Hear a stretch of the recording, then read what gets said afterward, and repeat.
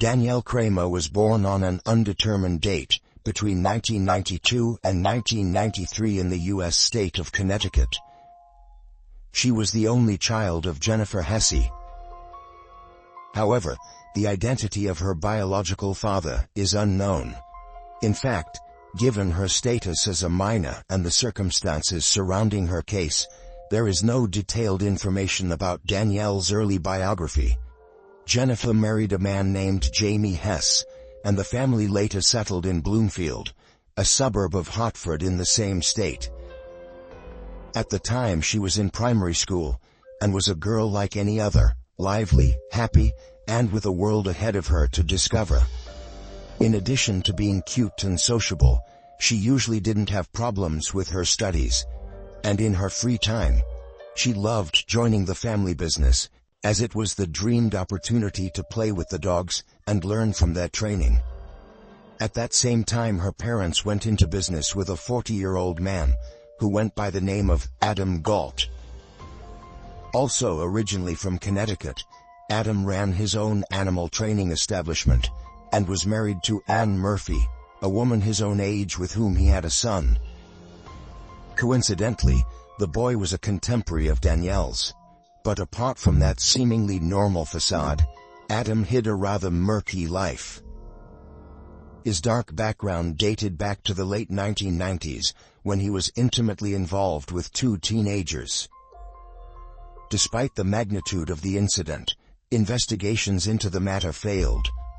One of the reasons was that the minors refused to report it, and on the other hand, witnesses or acquaintances of the girls were reluctant to provide information about the events.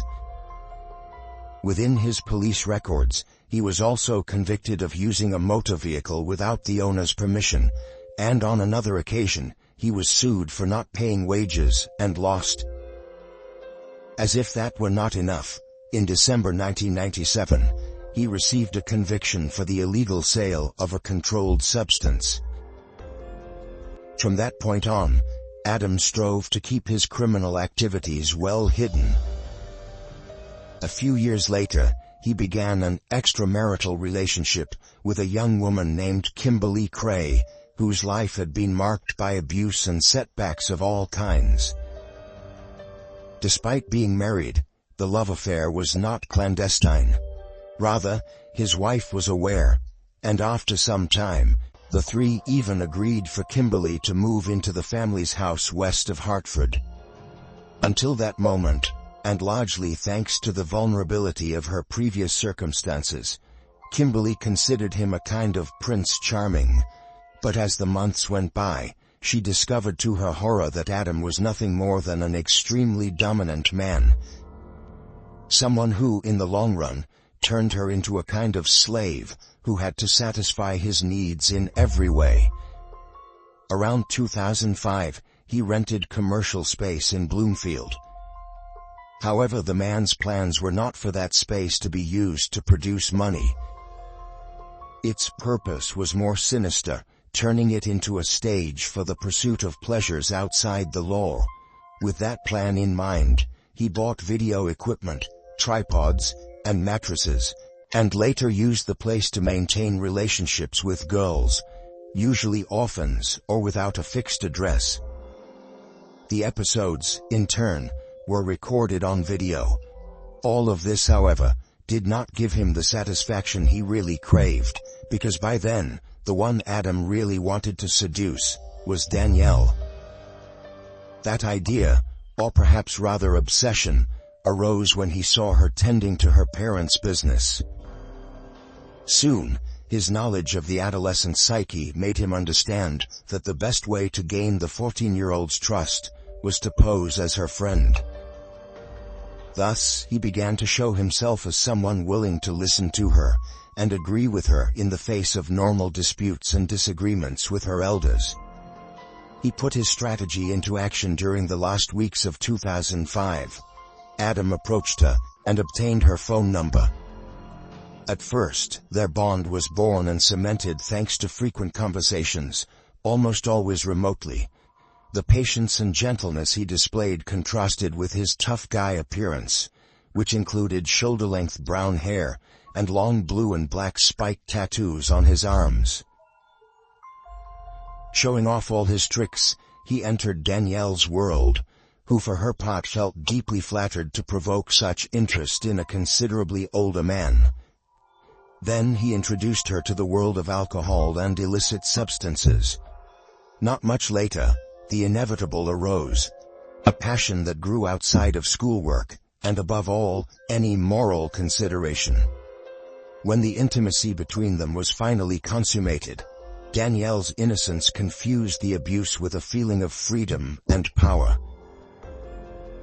Ignorant of Adam's limits and true motivations, the young girl told her friends about that relationship, and also narrated the same in her personal diary, where she wrote that Adam was in love with her.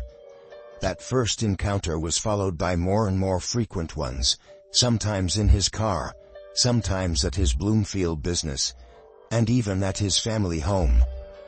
Then Danielle took to running away from home to be with him. The inappropriate connection was maintained for months, face-to-face, and through cellular exchanges.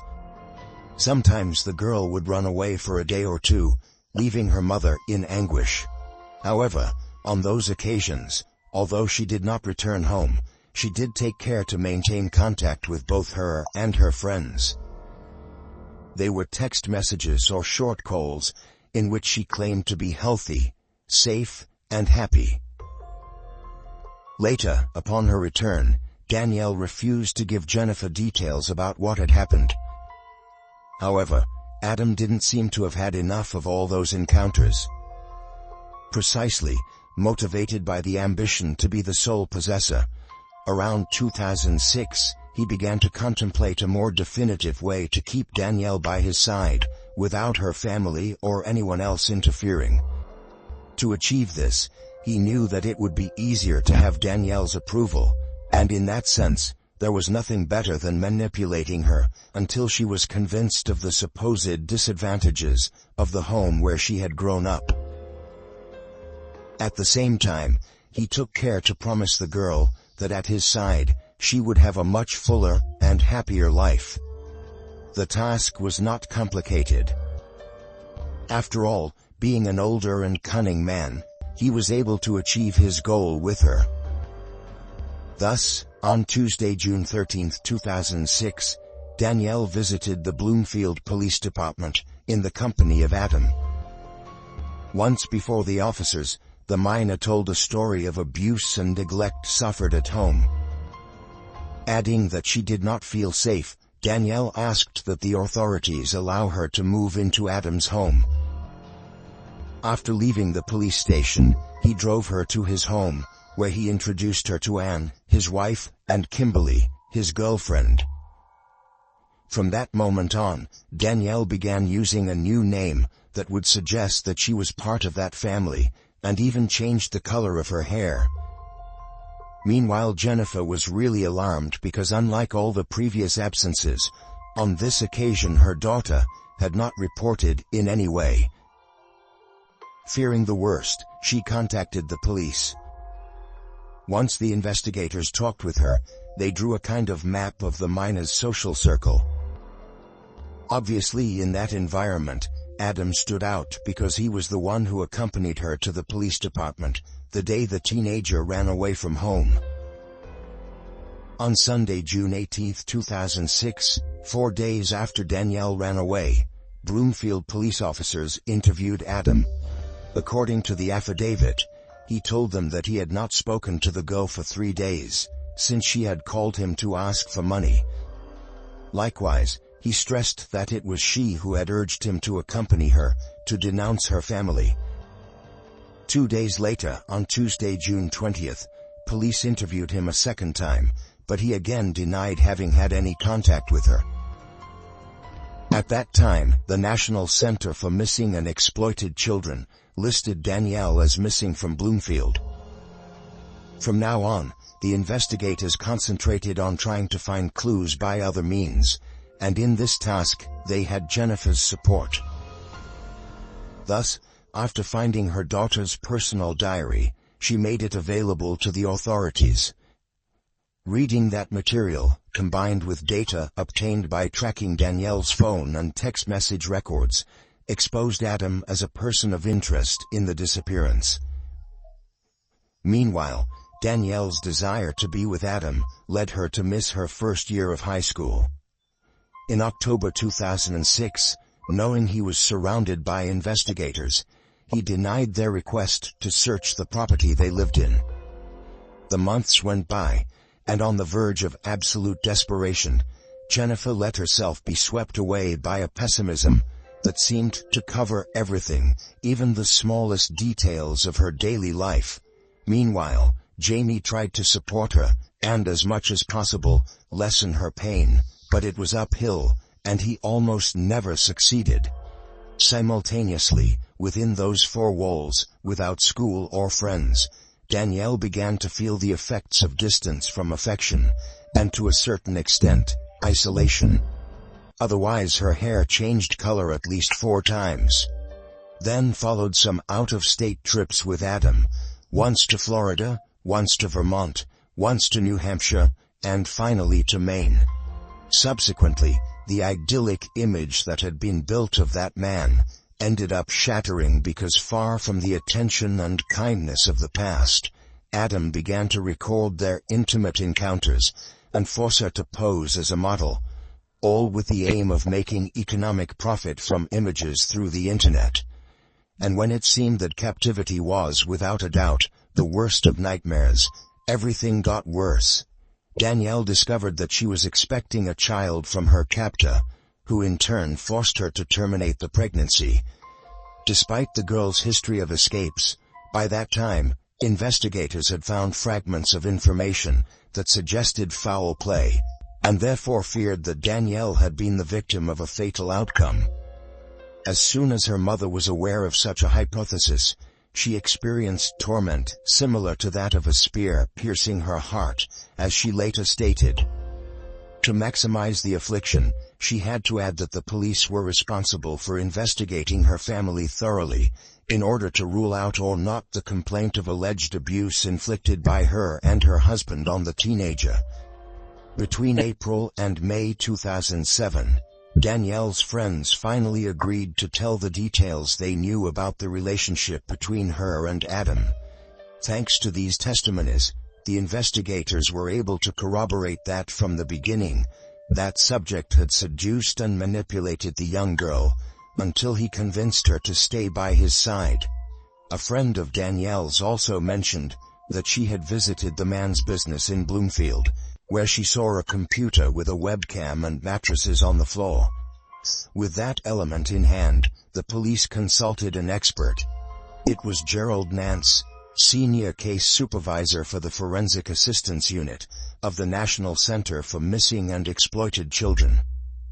After examining photographs of the premises, Gerald determined that they depicted an area that served as a resting place for homeless teenagers, and a space that appeared to be set up for filming. He also added that according to his experience in the area, popular themes of audiovisual material with minors usually included shots of home sets and showers. That is, all the elements that seemed to be represented in the shed in question. From the searches at Jennifer and Jamie's home, the team recovered a piece of Danielle's underwear. Since fluid stains were visible on the fabric, the garment was sent to the laboratory for the corresponding DNA tests. It was a task that required a new amount of patience in this particular case, in which a prompt resolution emerged for everyone. A new clue seemed to shed light on the situation. It all happened when, already delving into Adam's history, investigators contacted one of his victims from the past. In order to protect her identity, from that moment on, the woman began to appear in the investigation, under the pseudonym, Jane Doe. After informing her that they believed she might have information that would be of great help in Danielle's case, Jane initially agreed to collaborate and arranged an interview. However, not long after, another woman called on her behalf to explain that Jane was terrified of Adam. Her trauma had escalated to such a point that despite the time that had passed, she still had nightmares about him. She was the one who spoke up for the victim, telling police about the abuse and the subsequent photos Adam took of her. Armed with the set of statements, Bloomfield police were finally able to obtain a warrant to enter the suspect's home, in search of computers, photographs, videos and digital media, as well as to obtain samples of his DNA.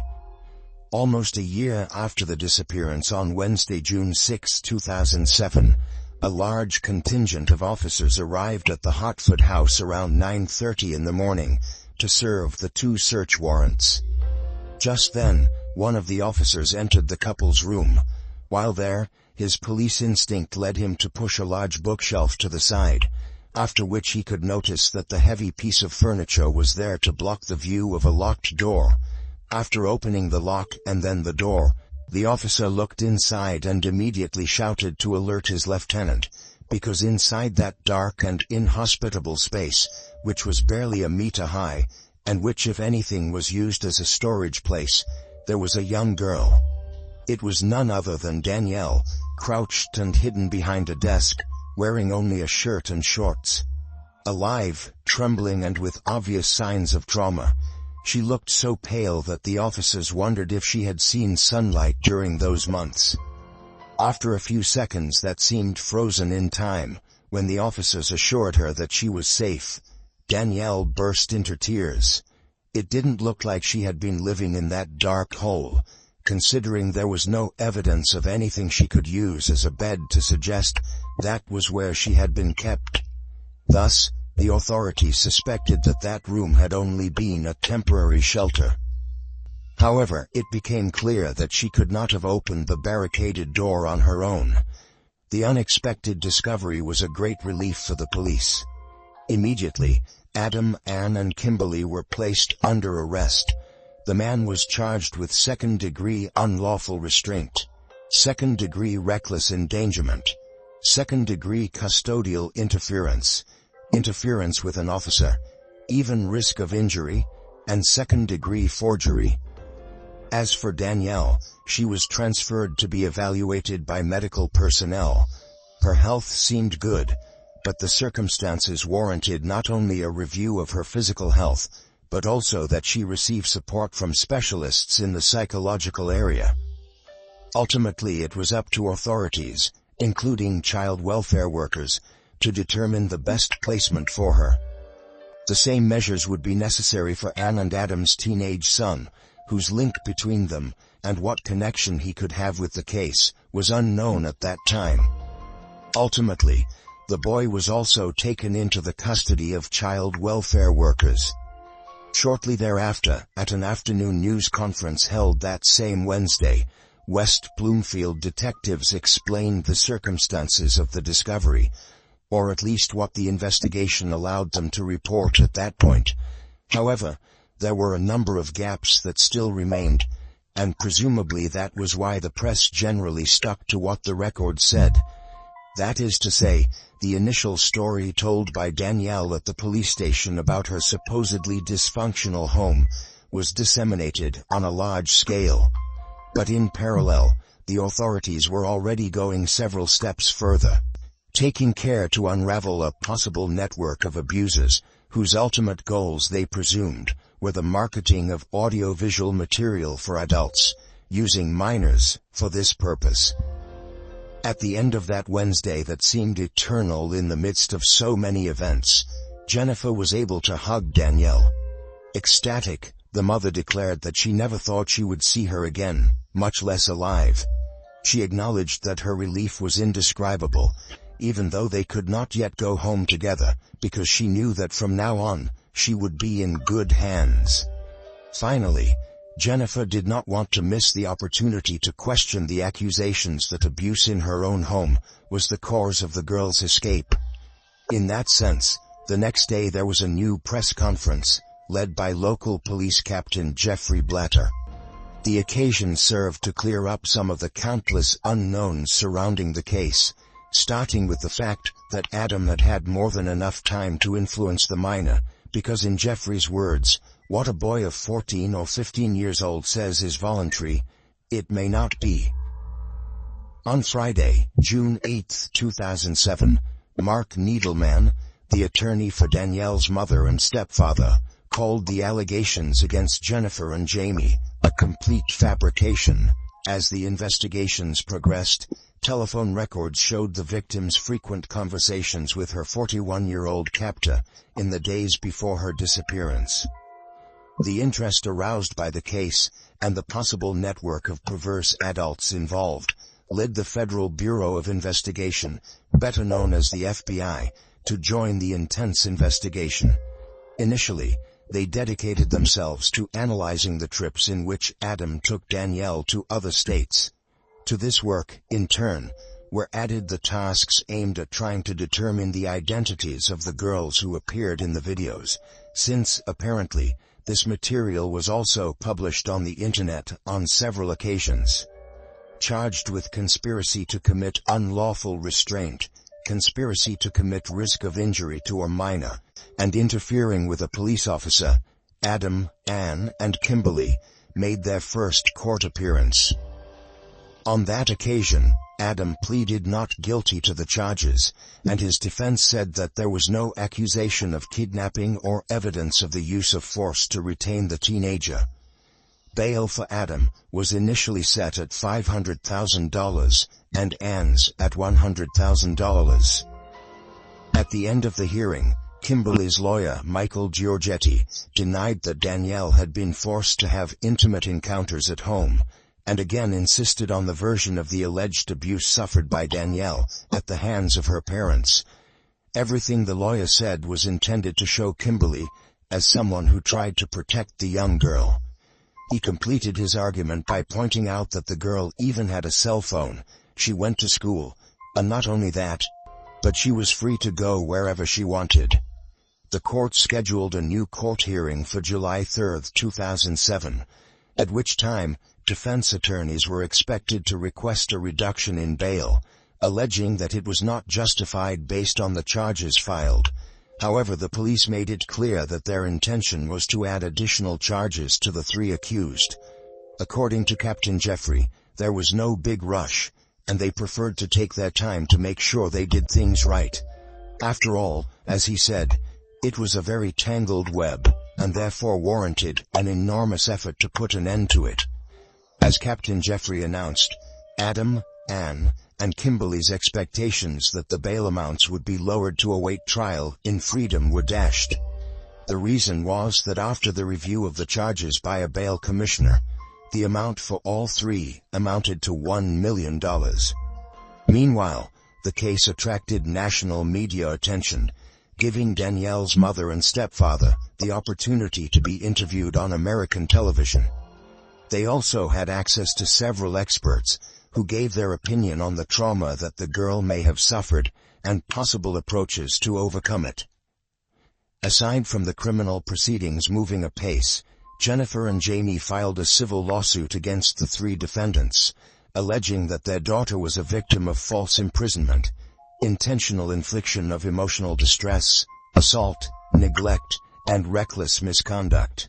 They also maintained that their actions caused severe long-term emotional trauma, pain and mental anguish, as well as shame and humiliation for Danielle and themselves. The assets of the accused couple were temporarily frozen, pending a hearing scheduled for September 10, 2007, in relation to that civil lawsuit. However, the results were not revealed. Regarding the criminal proceedings, in March 2008, Adam reached an agreement with prosecutors to plead guilty to all charges. That decision came when faced with what his own defense attorney Gerald Klein called overwhelming evidence. What had until then been a rumor was then confirmed. The teenager had indeed been pregnant, and the man forced her to terminate the pregnancy. During the inspections of the home, evidence was found about this procedure, and when comparing DNA samples, they determined that Adam was the father. Some of the charges in the plea deal related to teenager Deco Netticoat, who made allegations about similar incidents in 1998. An abbreviated trial was held, and during the sentencing hearing in October 2008, Adam arrived dressed in a green prison suit, also wearing shackles and handcuffs. Prosecutors were later heard saying that the defendant controlled women in the same way he trained dogs, breaking their will and manipulating them with fear, rewards for good behavior, and punishments for disobedience. In the courtroom, sitting next to her mother and stepfather, 16-year-old Danielle listened intently. It was her family's lawyer, Mark Neidelman, who spoke on her behalf to announce to everyone that the young woman did not want to be considered another anonymous victim. She had chosen, against the least favorable odds, to rebuild her life with the greatest pride. Pressing for a long prison sentence to be imposed on Adam, the lawyer explained that the man plied the girl with drugs and alcohol under promises of freedom, which turned into a year of physical, emotional, and sexual slavery. Adam, for his part, stood to read a handwritten statement. He looked directly at Danielle and said he was sorry. Before giving his final ruling, Superior Court Judge David Gold told the defendant that he did not believe a word he said in apology, and made it clear that he posed a threat to the community. And then, yes, he announced the sentence. Adam Galt heard he had to spend 50 years in prison. The sentence implied that he would be 25 years behind bars, without being eligible for parole, of which 20 corresponded to the crimes committed to the detriment of Danielle Kramer, and added 5 more years for the events involving the other girl. Upon release from prison, he would have to serve 20 years of probation and register as a sex offender. Regarding the trial against Anne and Kimberly, they also pleaded guilty, and, in exchange, were tried for less serious crimes. During the sentencing hearing, in tearful statements to the court, friends and family of the two defendants told the judge that they were good-hearted people who were also victimized, dominated, and controlled by Adam. Although they acknowledged that they had committed crimes, their loved ones asked for leniency for them, as they had made bad decisions and had shown a lack of judgment, but not bad intentions. Both Kimberly and Anne apologized in court, saying they wished they had done more to remove the girl from the situation, but they were afraid of unleashing Adam's wrath. Kimberly even expressed her agreement with being in prison because, in her own words, the atmosphere in prison was much healthier than that in Adam's house. Finally, Anne Murphy, 41, and Kimberly Cray, 27, were each sentenced to 10 years in prison, which would be suspended after 3 years, and they would then have to remain on 5 years of probation. Neither contested charges of second-degree kidnapping, second-degree conspiracy to commit kidnapping, and risk of injury to a minor. Adam and Anne's son was left in the care of another family under state supervision. Just as she proposed, Danielle Kramer continued to face the demons of the past, always with the absolute conviction that that unhappy story did not have to sentence the rest of her life to failure. Today's crime story ends here.